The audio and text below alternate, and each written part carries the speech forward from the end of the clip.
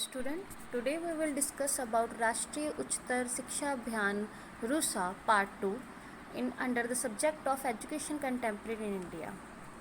In our last video, we have done the meaning, concept, historical background, objective, highlights and funding process of Rashtriya Uchtar Shiksha Abhiyan. Now we will discuss about guiding principle of Rashtriya Uchtar Shiksha Abhiyan RUSA. RUSA का main मकसद जो है वो भारत की जो उच्च शिक्षाएं संस्थाएं हैं उनको फंडिंग करना है, फाइनेंशियल जो है एड प्रदान करना है। तो उसके गाइडिंग प्रिंसिपल क्या होंगे कि किस बेस पर वो उनको फंडिंग देंगी। The principle of equity based development. So first one है कि समानता आधारित विकास का सिद्धांत, कि जो संस्था है कोई भी तो वो उसकी जो समानता के आधारित उसको निर्मित होना चाहिए। कोई भी इंस्टीट्यूट है, चाहे वो रूरल है, चाहे अर्बन है, चाहे महिला वर्ग है खास या कोई कोएड है, तो उन सबको समानता बेसिस ही फंडिंग मिलेगी। प्रिंसिपल ऑफ ऑटोनॉमी, स्वायत्तता का सिद्धांत क्या कहता है कि अच्छी जवाबदेही के लिए बहुत ज़रूरी है कि जो यूनिवर्सिटीज़ हैं, कॉलेज हैं, वो उनको ऑटोनॉमी मिले। इवन राधा कृष्ण मिशन आयोग, कोठारी आयोग, यशपाल कमेटी में भी ये यूनिवर्सिटीज़ की ऑटोनॉमी के ऊपर जोर दिया गया है। Next is principle of focus on quality and research. गुणवत्ता और खोज जो केंद्रिता का सिद्धांत है, उसमें ये बोला गया है कि उस शिक्षा में गुणवत्ता लाने के लिए क्या है कि रिसर्च प्रोग्राम होने चाहिए, और उसके लिए भी फंडिंग जो है ये संस्था देती है। प्रिंसिपल ऑफ मोटिवेशन, जो राष्ट्रीय उच्चतर शिक्षा अभियान है वो राज्य और संस्थाओं के जो वो काम करते हैं उनके काम को अप्रिशिएट करती है, प्रेरणा देती है ताकि वो आगे चल के अच्छे काम करें, जिससे कंपटीशन बढ़ेगा और उनको ग्रांट लेने में भी फ़ायदा होगा। Principle of performance based fund, कार्यकुशलता आधारित फंड का सिद्धांत, कि जो अच्छा काम करेगा किसी भी राज्य में, जो अच्छा काम करेगा उसको अच्छे ग्रांट्स मिलेंगे, अच्छे उस शिक्षा में सुधार लाने के लिए फंडिंग अच्छी मिलेगी उनको।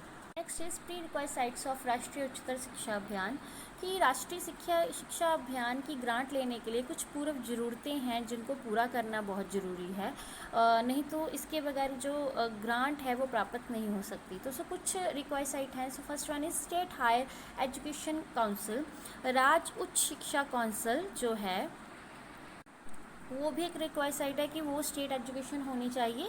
उसमें क्या है कि टेक्निक, योजना पड़ताल और मूल्यांकन इसमें ऐड है। State perspective plan, next is state perspective plan.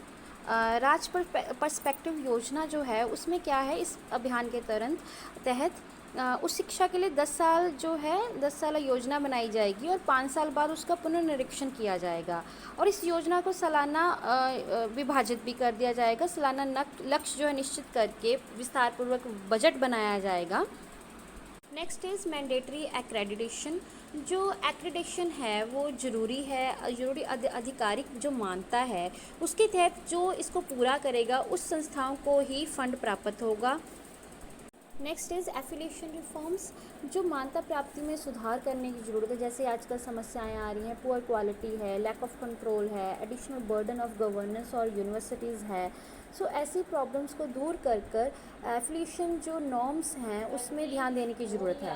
Next is contribution of state to higher education, जो उच्च शिक्षा है उसमें राज्य का सहयोग होना बहुत ज़रूरी है। नेक्स्ट इज़ फिलिंग फैकल्टी, अगर फैकल्टी पूरी नहीं है, स्टाफ पूरा नहीं है, तो वो यूनिवर्सिटीज़ कॉलेजेस जो हैं उनको फ़ंड नहीं दिया जाएगा। जैसे कि अगर 15% से कम है स्टाफ तो उसको मतलब फ़ंड नहीं मिलेगा। अगर किसी राज्य में ग्रेजुएशन जो यूनिवर्सिटी ने ग्रेजुएशन के लिए विद्यार्थी की जो अनुपात बताया है 15:1 रेशियो है, पोस्ट ग्रेजुएशन के लिए 12:1 रेशियो है, अगर उसमें से कम स्टाफ है तो उसको ये फ़ंड नहीं मिलेगा। Commitment of state to adhere to timelines for release of fund, कि जो फंड प्राप्त करने के लिए राज्य की वचनबद्धता होएगी। जो राज्य हैं वो यूनिवर्सिटी जो पैसे कमी का न अच्छी कारगुजारी नहीं करता, तो इसकी कमिटमेंट है कि उसको तभी मिलेगा जब अच्छा काम करेंगे, इसलिए उनको फंड जो है ग्रांट्स उनको प्रोवाइड करवाई जाएगी। Next is institutional administrative reforms, जो संस्थात्मक प्रशासनिक सुधार हैं उसमें क्या आएगा कि मानवता प्रणाली का पुनर्गठन होगा, उप कुलपति की नियुक्ति होगी, मानवीय साधन नीतियाँ होंगी, निर्णय लेने की जो वैज्ञानिक विधि होगी। सो ये सारी चीज़ें होनी ज़रूरी है, तभी मतलब अच्छा एक इंस्टीट्यूट चल सकता है। नेक्स्ट इज गवर्नेंस रिफॉर्म होगा, शासन में सुधार होगा, जैसे सेक्टोरल गवर्नेंस होगा, इंस्टीट्यूशनल गवर्नेंस होंगे। Next is departmental reforms. ये है कि जो राज है विस्तृत कंट्रोल और प्रबंधन की विधि जो जिम्मेवारी है वो यूनिवर्सिटी को दे।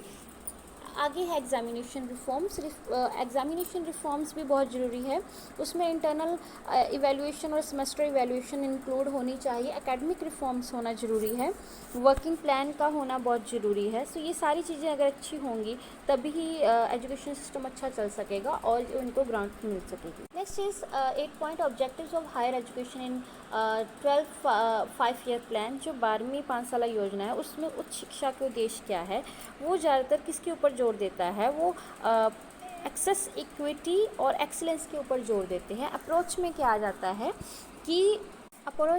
है कि संपूर्ण उपागम का समर्थन करता है। ये स्ट्रैटेजिक शिफ्ट में आ जाता है कि 12वीं 5 साल योजना में पहुंच, समता और श्रेष्ठता पर जोर दिया जाता है। तो उसके कुछ बिंदु हैं, जैसे increasing and using fund, increase करो फंड और यूज़ करो, कनेक्टिंग फंडिंग स्ट्रीम्स, फंडिंग साधनों को जोड़ना है, ऑटोनॉमी एंड फ्लेक्सिबिलिटी होनी चाहिए, इक्विटी रिलेटेड स्कीम्स होनी चाहिए, इक्विटी होनी चाहिए सब में, फोकस ऑन रिसर्च होना चाहिए, रिसर्च वर्क के ऊपर फोकस होना चाहिए, लर्निंग सेंट्रिक अप्रोच होनी चाहिए। I hope you all get it. Thank you so much.